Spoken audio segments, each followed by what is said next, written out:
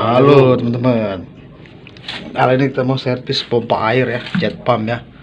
Rusaknya tidak menyala, hanya berdengung saja ya. Merek Sanyo ya. Dia tidak hidup, hanya berdengung. Nah, setelah dicek ternyata yang rusaknya kapasitor ya, kapasitor starting. Dia itu pecah ya, meletus ya. Tuh.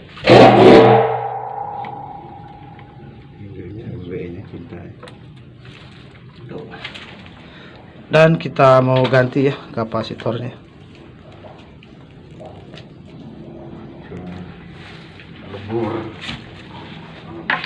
Tuh hancur. Nah ini ya. Tuh. Itu kalau hancur, pompa jet pump tidak mau hidup ya. Dia hanya berdengung saja ya. Berdengung, tidak mau hidup.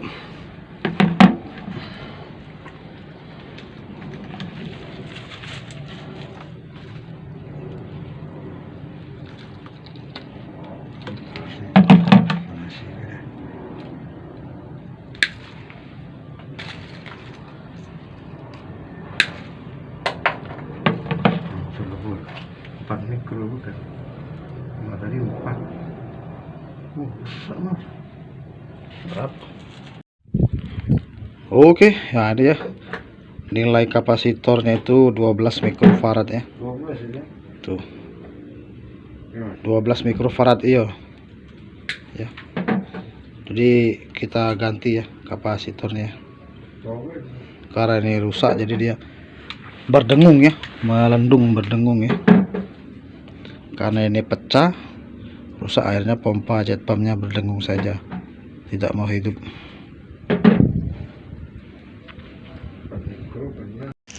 Inilah ya kapasitor startingnya. Jadi untuk mengganti kapasitor itu tidak boleh berbeda ya, harus samakan ya. Ini 12 mikrofarad ya, itu ya, harus samakan ya. Oke, 450 volt, 450 volt ya, tipenya itu ya, tipenya ya. Oke, sekarang kita dia 50-60 Hz. Kita mau pasang.